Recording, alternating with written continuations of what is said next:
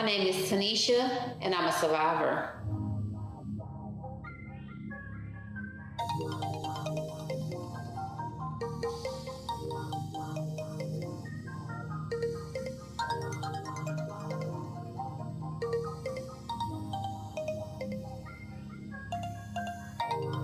Anxiety, depression, PTSD, nightmare, and flashbacks. It is real. Trauma is real. And it ain't easy. And it's not. But God.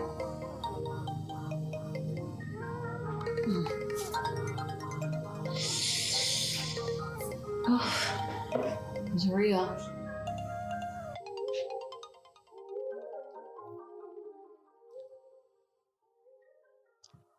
Hello, everyone. My name is Tanisha Bankston, and here I am with My Pain is My Power podcast. And my guest speaker for tonight, she will be sharing with y'all and everything. And how are you doing tonight? I'm well, Tanisha. Thank you for asking. You're welcome. You're welcome. How are you feeling? I'm okay. I'm good with moving forward. I'm good with this interview. I Okay. want to thank you for, allowing me to speak. You're welcome. Thank you for being patient with me and being my first guest speaker of my podcast, 2022. Thank you so much for that. You're welcome. Thank you. First, let's just get into the question and Okay. let me ask you, what was the defining moment when you decided to speak out about your experience? Actually, it was hearing your podcast and, you know, seeing your book and just, reading a bit about your biography and your past experiences. Okay. And my cousin is also doing a podcast and she's about to share her story. And so that actually just gave me the courage to speak out because we women are the victims and it's time for our voices to be heard. You're right, and that is so true. Yes. I feel like we've stayed in silence for too long, and it is time to be heard, and it is time to speak up and to speak out because we never know whose life we're going to save and how many people, there's so many people who are needing to hear our story. Exactly. So many people are going through the same thing and they have this fear of being stigmatized and getting so much backlash from other people who just don't understand. And if you haven't experienced any of this, there's no way you can possibly understand what we're going through. That's right. That is so true. That is so true. Okay, thank you for sharing that. Thank you so much. You're welcome. Okay, go into as little as much detail you like to share what your experience. I know that you gave me a biography and everything, and was telling me, but can you let the audience know and just the floor is yours. You just speak freely and release whatever you want to. Okay. Starting from my childhood, I was traumatized severely from physical abuse, mental abuse, sexual abuse. I just, I didn't really have a voice as a child. It was taken away from me. I didn't have a normal childhood. Um, if I did or said anything, just I don't know, out of the ordinary for my stepfather, it just turned into beatings severely. severe punishment for just being a child. And I knew there was no way to live.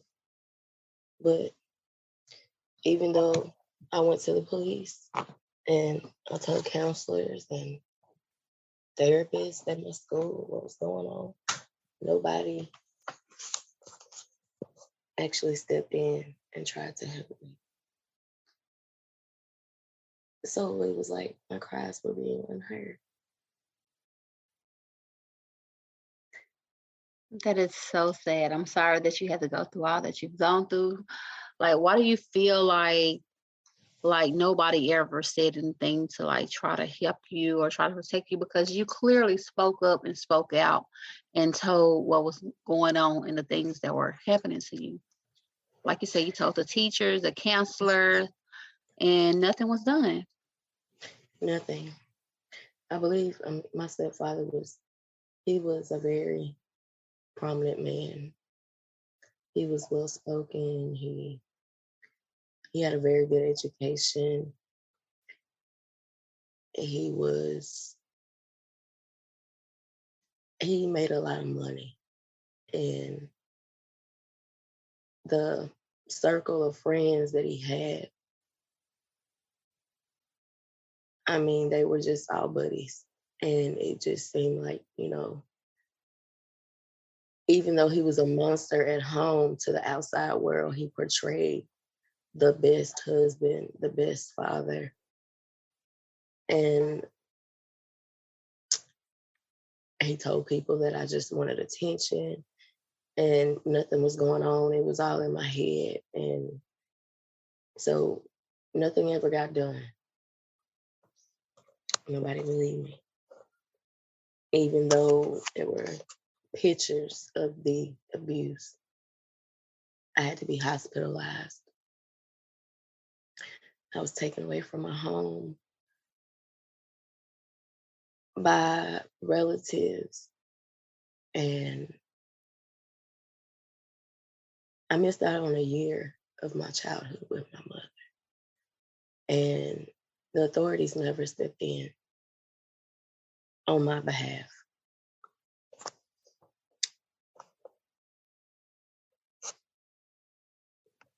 So from all of that, all the proof and having to be hospitalized, nothing still was done. Mm-mm. And no, because he had the money, he could just make it go away. so they believe this man over a child, and no child can make these things up. No child can make those things up. And it's sad that you were failed in just because somebody had a good paying job and had authority and leeway and felt like they had power, that the system failed you. Do you feel as though the system failed you? People failed you? I do. I feel, let down by the system. I feel let down by my mother and other relatives. And it's hard because even though I try to forgive and try to let this pain go, it's like there's something still inside of me where this little girl is still, trying to be hurt, trying to heal from this pain. And it's hard. So you feel like the little girl on the inside is still, of course, she's still hurt. She needs that nurture, that she didn't get that love that she needed and everything. So she is trapped on the inside, crying. Exactly.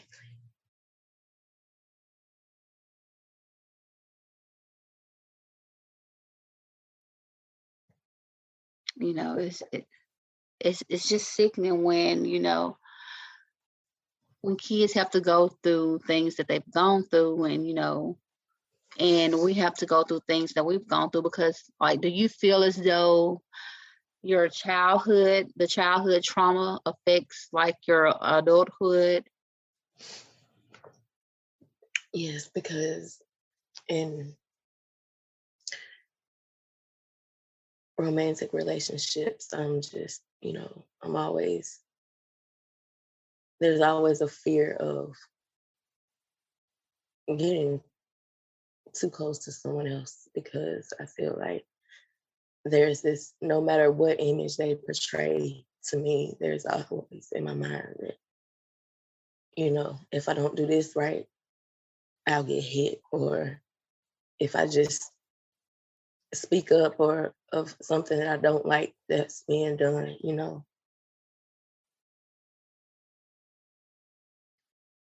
Almost like PTSD, like Right.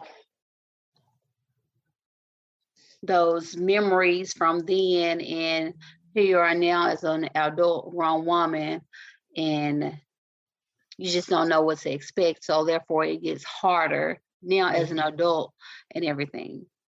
Exactly.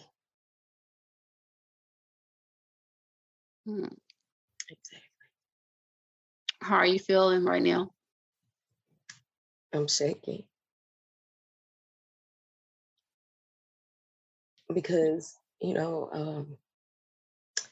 all deal with things differently. And I guess growing up, I just tried to put it out of my mind, not remember it, just so I could function normally on a day-to-day basis. And just having to go back down memory lane is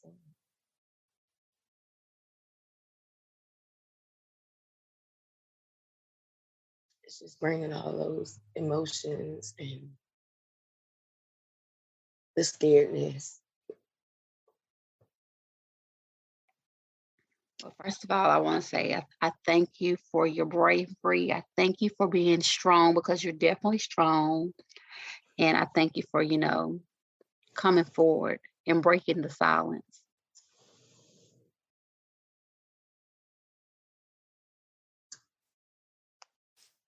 And I just feel like, when we heal, when we break the silence, it is part of the healing journey. Mm. And that's what I want. That's what I need, because I can't move forward the way I want to unless I heal from this trauma.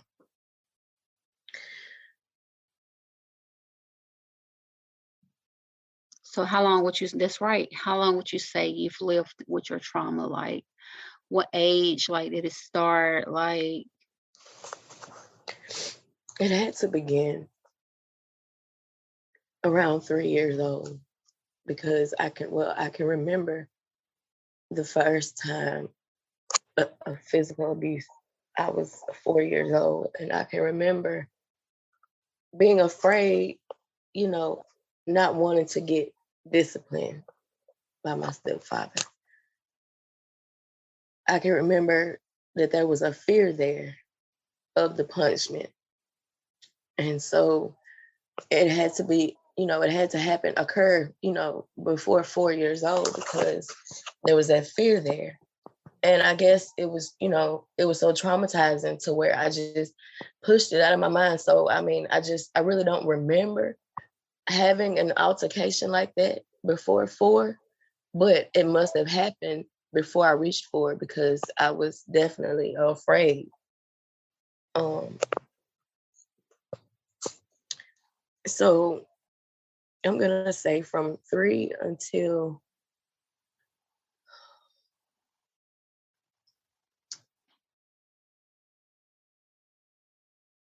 22.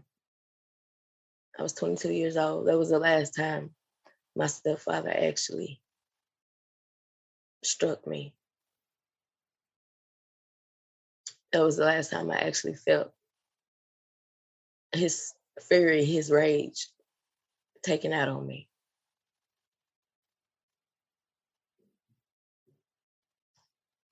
so what did you do after when you turned 22? Like you said that was the last time. Well, I was able to leave the home at 17. I had a job and I had a car and I was trying to live on my own. But when I reached 22, I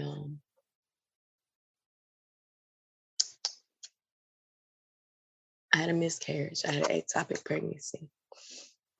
And after my surgery, my parents took me home so I could heal, so my mother could, try to help me because I couldn't move around by myself too much.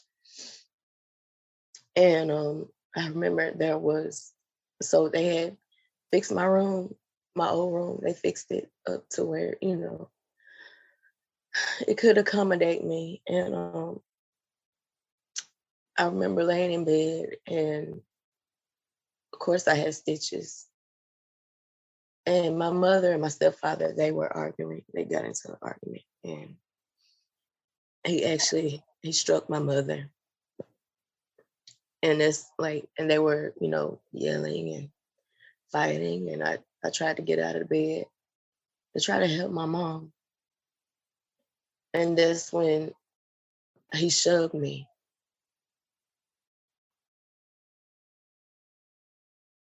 And he hit me because I was trying to get him off of my mother. And I immediately, I flew backwards. So not only were you traumatized from him hitting your mom, Mm-hmm. but you had just had a miscarriage. Mm-hmm. You were bleeding. Mm-hmm. Yes, I immediately, I had to call my ex-husband at the time. And him and his mom came. And they had to take me back to the ER. And I was under doctor's care for about a day because my stitches were torn open. And that was the last time that he actually put his hands on me.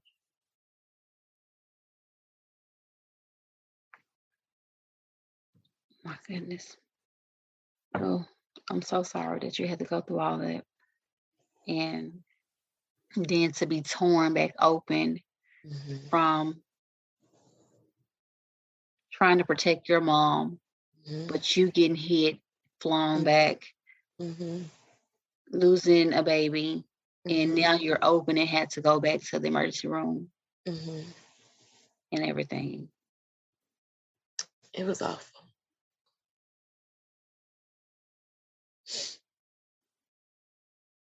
It was awful.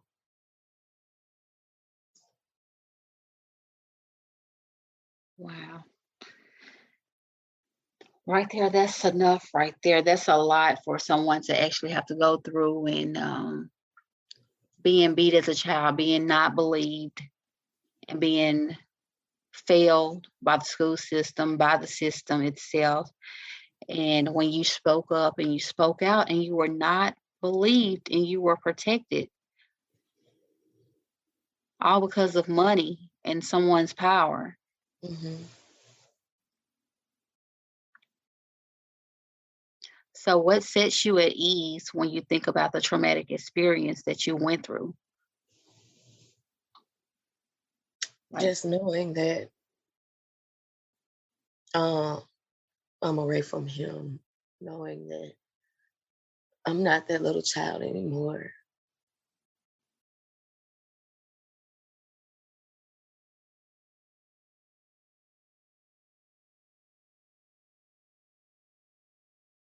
that's good.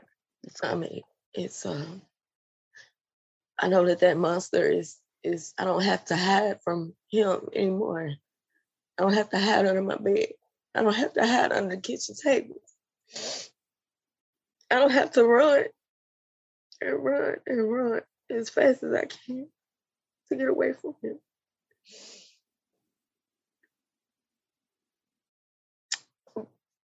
But there's always a fear of someone else, you know, just what if I make a mistake or because that's happened. Like, it's, I don't know if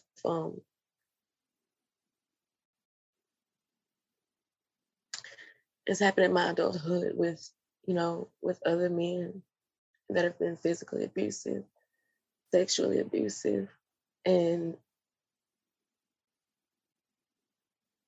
it seems it's,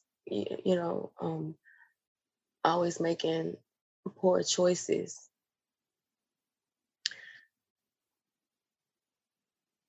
And I know it's not right. That's not, how love is supposed to go.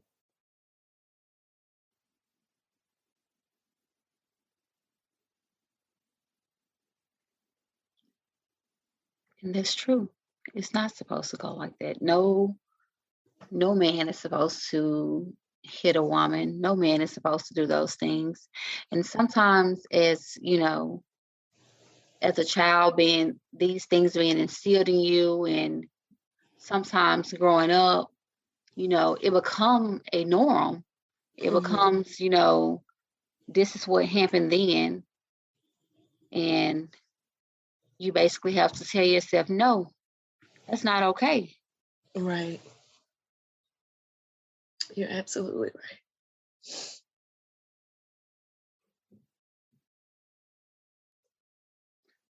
So are you doing anything like, are you receiving any therapy? Did you ever get any therapy eventually? Any counseling or receive any kind of like mental health services?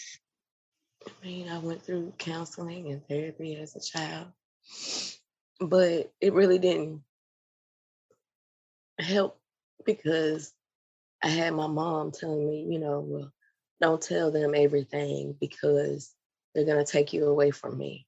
And you can't tell them what he's really doing because I won't see you anymore and you won't see your sister anymore. And I knew that that wasn't right. And I still opened up. I still told the truth. I still told exactly what happened, like incident by incident, like blow by blow. And there was still nothing done. I mean, it was like there was something that was always blocking anyone from really helping me the way that I should have been helped.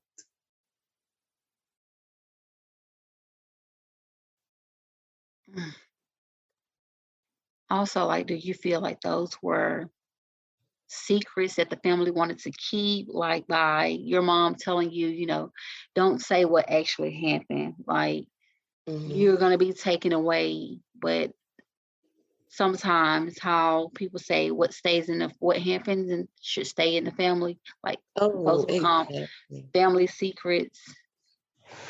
Exactly. I mean, during my childhood, I had, you know, uncles that were pedophiles and just rapists. Just, I mean, the just most awful, god awful human beings, and they would, you know, touch me and fondle me. And I remember telling my grandmother, and she believed me. In one incident per se, she believed me, but and after I told my stepfather what was going on, I told him what had happened, and I had met the one particular uncle that got into an altercation, and you know, she just didn't want to hear anything else I had to say. You know, oh, you're lying. That didn't happen. You're just making this up. And it was just about all of the girls in the family that had some type of, you know, fondling or actually, just full blown, just rape victims. And I mean, it was told to them, and to me to just, keep it quiet, don't say anything, don't tell the public. I don't want to be ashamed. I don't want to be, I don't want to have to go through that. And this is just life, and this is the way it is, and you just don't have to deal with it. And it's But in naturality, is not okay, and No, it must be, and it should be dealt with, and all children should be protected, and the monsters, the predators, the pedophiles should have been locked up and should be locked up. exactly. Exactly. You know, there's with this one uncle that he was just so bad. And, you know, my grandmother told him to act like he had a mental issue, act like he had a mental problem. So they wouldn't take him to jail. So he wouldn't be, you know, locked away in prison. And that's what he did. And that still kept him from being prosecuted and Mm-hmm. getting time. Mm-hmm. Yeah. I don't go around them. I don't allow my child to be around them. I try to stay away as far as I can. And you're doing the absolute right thing, because no mother wants their child to go through what they've gone through. And we as mothers, we know how we are, and we know what we would do to Exactly. somebody if they do Right. something to our babies, our children, and things like that. We were not Exactly. protected. We were failed, but Mm-hmm. we're not gonna allow Allow our children to be my failed. children. Right. You're exactly right. You're exactly right. So in order to just keep me from going to jail and keep me from killing somebody, I just keep away from them, and I just stay away and try to protect my peace. And that's good. That's really good.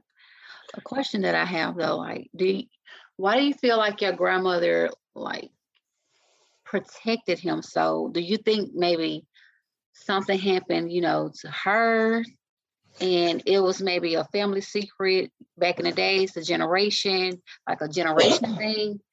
And I really do. I feel like that my grandmother was traumatized in her childhood.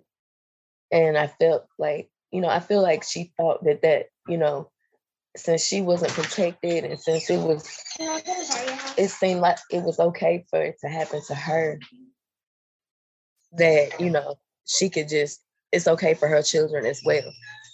You know, um,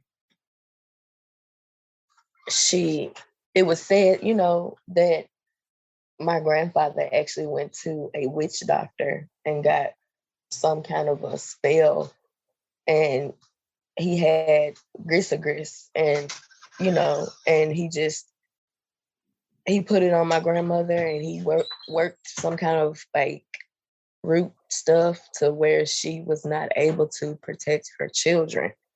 And I mean, of course, I didn't see any of that. That's just what I was told.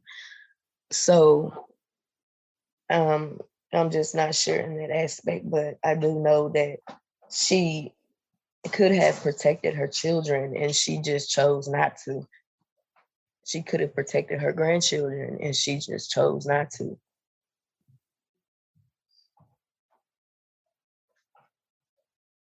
wow, that is something. And then for him to actually have gone somewhere and to get some things and to place things on her, Mm-hmm. evil spirits, and Like he to just have had that them in his control. like he would carry these little objects around with him all the time, and to where he could be able to go out and do whatever he wanted to do and just, rape whoever he wanted to rape and just, whatever. It was just sick. He was just sick and he was just, he was very evil. So he was never prosecuted for anything that he had He done was to never anyone. prosecuted. Mm-mm. He was never prosecuted.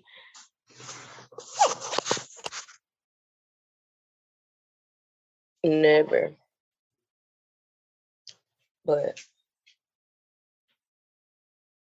He's dead now. And I pray and hope he's getting exactly what he deserves.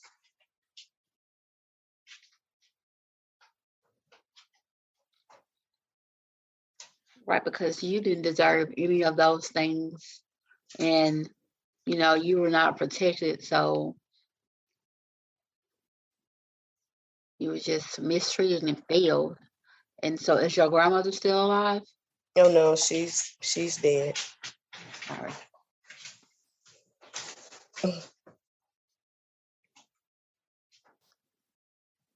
So are you doing anything to help yourself heal? Are you doing any like self-care, journaling, meditating, or Well, I used to journal in the past and write things down, but I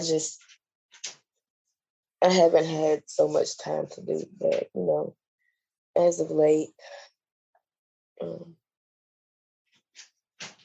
just try not to think about it. I guess I just put it in these little compartments and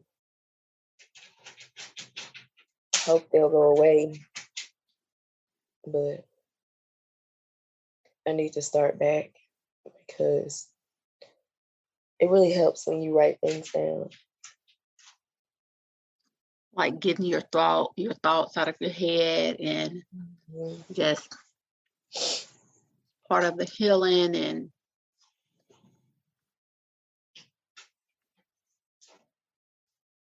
and doing like self-care and just taking time for yourself.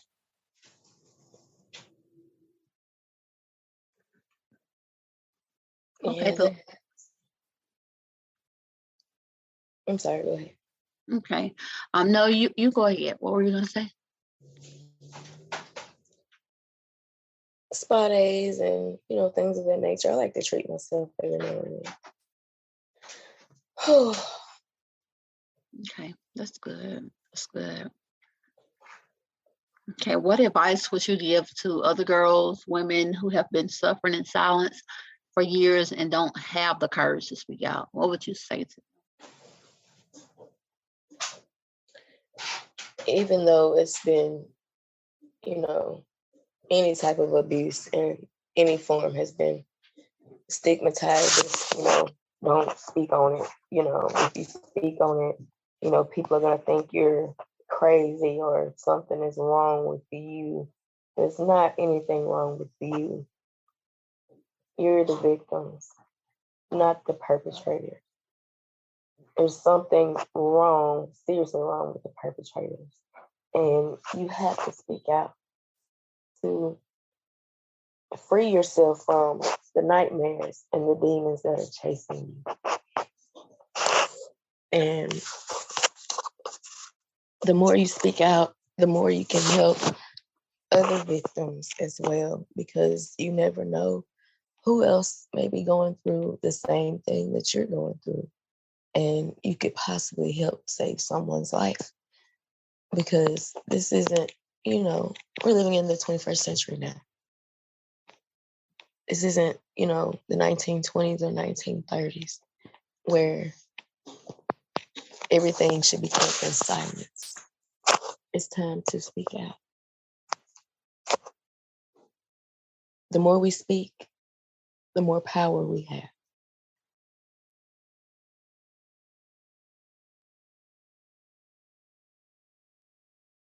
We shouldn't let our pain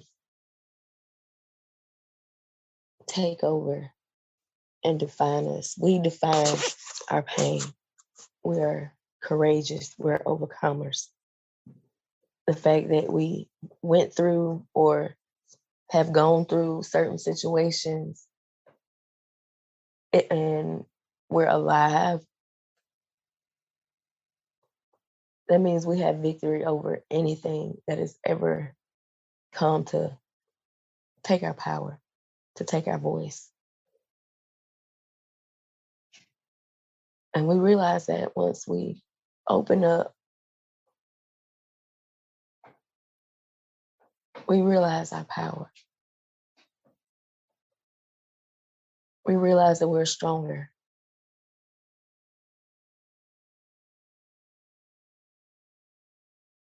Speaking helps you come out of your shell.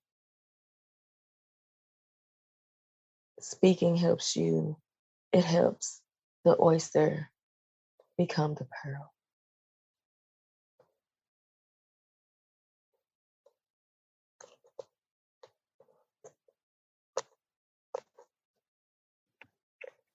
Wow, that was just powerful. That was just so powerful. And I just want to say I commend you and I thank you for everything. I thank you. Like I told you, we're not just survivors, we are warriors. Exactly. And your story is not just a story, it's a testimony. And it's going to help so many young women, so many girls, and it's going to free so many souls. Thank you so much, Tanisha. Thank you for allowing me to speak. Thank you for, sharing with me and, giving me the courage to open up. Thank you so much. You're welcome. I just thank you. I just thank you for everything. And again, how are you feeling? Actually, I'm better now. I'm not shaking anymore. That's good. That's good. I'm glad to hear that. I'm so glad to hear that. Okay. Well, I thank you so much for everything. And I thank you for sharing your testimony. And like I said, it's going to help so many girls, so many kids, and so many women, and Yes. to free their souls. It is time to break the silence. It's time to speak up, speak out, time to be heard, like you mentioned earlier, and everything from a caterpillar to a butterfly. That's right. That's right. So many young girls are going through this exact same thing, and they probably feel like, no one wants to listen, or they're afraid to speak out, or the attackers are telling them, do not speak, don't say anything. I'm gonna, kill you or kill your family, or, things like that. And it's, they're fighting and they're scared. And I just hope that someone hears this and will know that, it's not okay. It's not okay. Speak out. Let your voice be heard. Seek some help. Even though the system failed me as a child, I mean, I believe it's getting better. I believe there are actual people that, because we have so many different things in place now that we didn't have back then. Excuse me. Um, Such as outreach programs. I mean, what you're doing is amazing. Domestic violence, centers, and, I just hope that someone hears this and that it will encourage them, empower them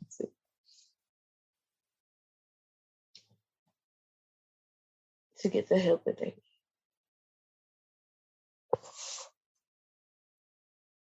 Thank you so much for that. Thank you. Like she said, get the help that you need because help is out here.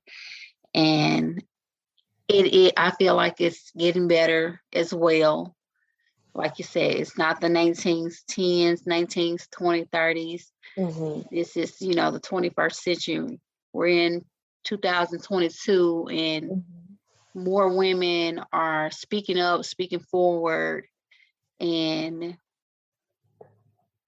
allowing their voice to be heard and allowing God to use them. Exactly.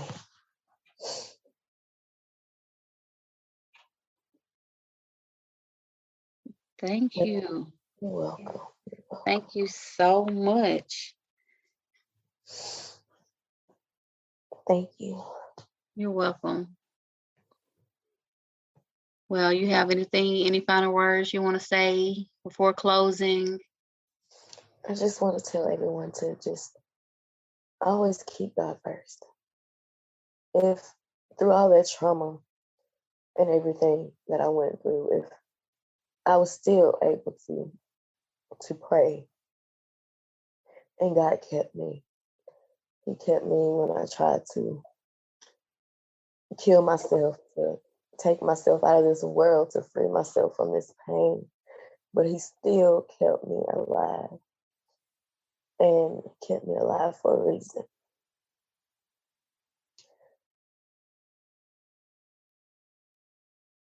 Yes, he did keep you alive for a reason. You have a purpose and you're walking into your purpose. You're gonna do some amazing things and help so many people and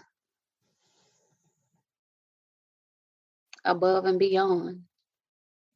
Thank you so much. Thank you, sweetheart. You're welcome. Well, until next time, this is Tanisha from My Pain is My Power podcast. Everyone, you all have a good night. Thank you.